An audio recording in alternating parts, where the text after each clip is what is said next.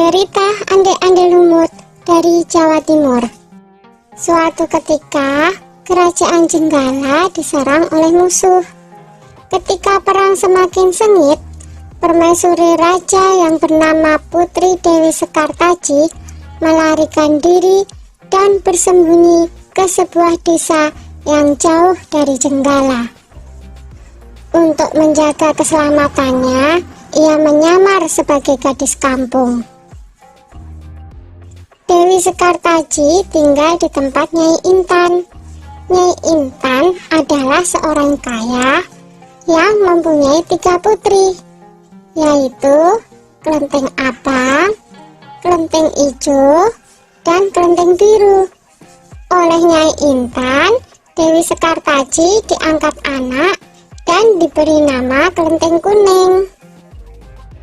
Setelah keadaan di kerajaan Jenggala kembali tenang dan aman, sang pangeran mencari jejak istrinya. Ia pergi dan menyamar menjadi seorang pangeran yang sedang mencari jodoh.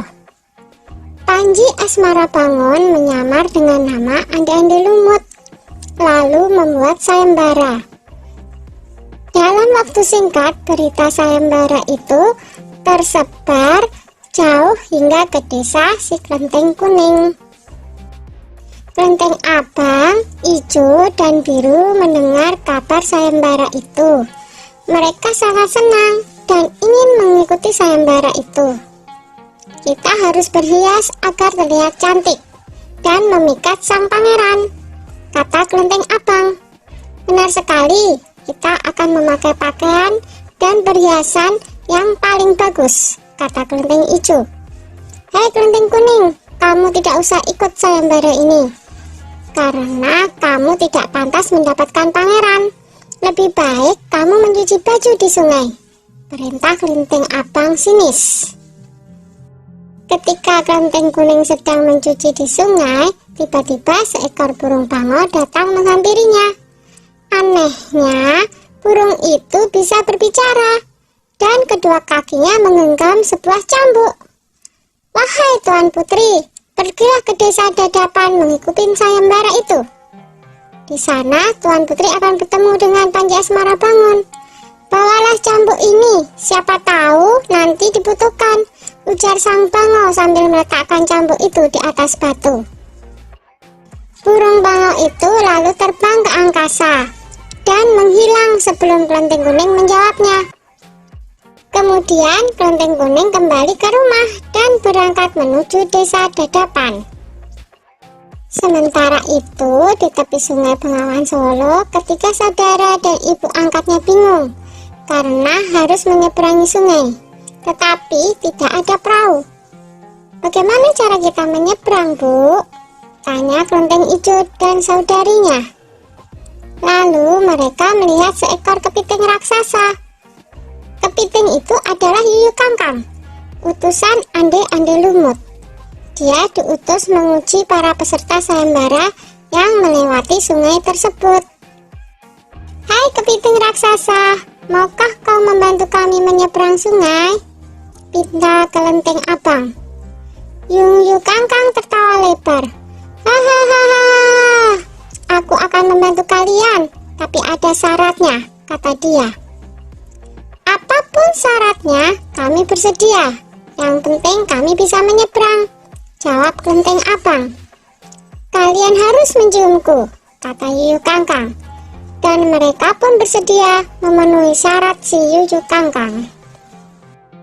Kelenteng Kuning tiba di pinggir sungai. Yuyu Kangkang mengajukan syarat yang sama, tetapi Kelenteng Kuning menolak. Dia tak ingin mengkhianati suaminya. Berkali-kali Kelenteng Kuning memohon, tetapi Yuyu Kangkang tetap menolak. Akhirnya Kelenteng Kuning memukulkan cambuknya ke sungai, dan seketika itu air sungai Bengawan Solo surut. Melihat itu, Yuyu Kangkang ketakutan dan segera menyeberangkan Kelenteng Kuning, bahkan mengantarnya sampai ke desa Dadapan. Sayembara pun dimulai. Secara bergiliran, Kelenteng Abang dan adik-adiknya menunjukkan kecantikan mereka di hadapan Ande-Ande Lumut. Namun, tak seorang pun di antara mereka yang dipilih oleh Ande-Ande Lumut. Ampun pangeran, hamba mohon, terimalah salah satu putri hamba, iba Nyai Intan. Ande-Ande Lumut menjawab, wahai Nyai Intan, ketahuilah, aku tidak bisa memilih seorang pun dari putrimu, karena mereka telah mencium si Yuyu Kangkang. Sambil menunjuk kelenteng kuning, pangeran melanjutkan, aku memilih gadis ini karena dia telah lulus ujian, tidak mau mencium si Yuyu Kangkang.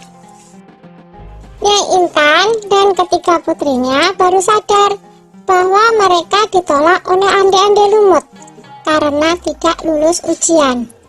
Kemudian Ande-Ande Lumut membongkar penyamarannya dan mengatakan bahwa dia adalah Panji Asmara Bangun.